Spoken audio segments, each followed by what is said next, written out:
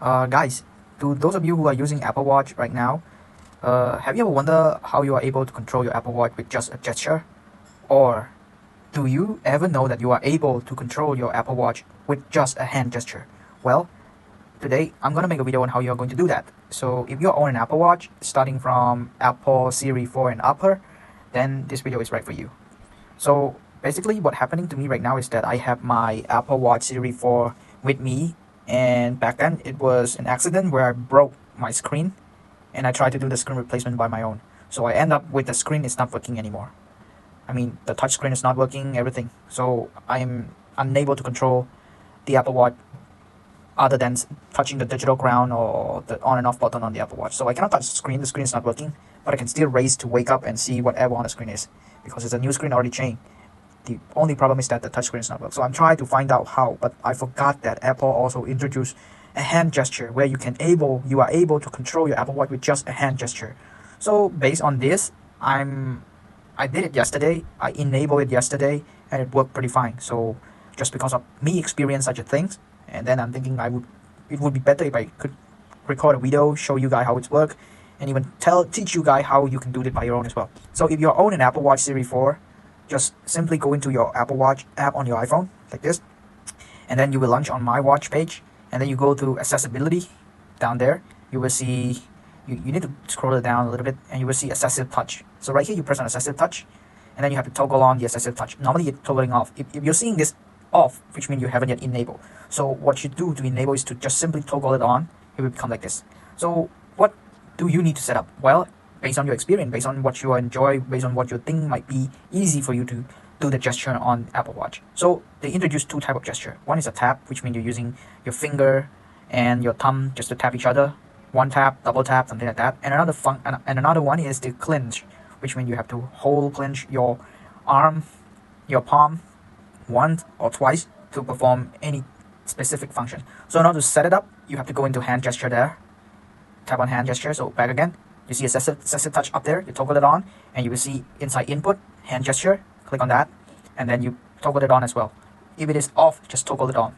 So now you go to customize gesture.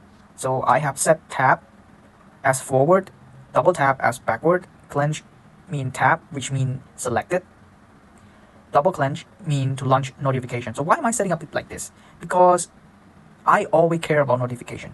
I'm always driving, so I don't pull out the phone, look at the notification so much. So I normally do the checking of notification on my Apple Watch. So every time somebody message me and I miss it like a minute or so, later when I raise the arm, the Apple Watch never show a notification anymore. So unless I am going to check inside a notification, unless I touch the Apple Watch screen for a notification, that it show up.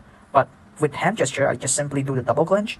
Even if it past 10 minutes or 30 minutes or so, I just do the double clench, and then the notification bar is coming down, so I can see all of the notification there. But you know, the screen of Apple Watch is so small that you cannot see all the notification at once. So I need to adjust the tap to go forward, to scroll through the notification, double tap to go backward, just to scroll across backward on my recent notification. And you know that the notification, they are classified app by app, right? So you got a bunch of a notification in one box for Messenger, you got a bunch of notification in one box for Telegram. So you want to access into all of those message inside Telegram. You cannot see all that unless you tap on it, right? Unless you select that. So I choose clench function to tap and open that.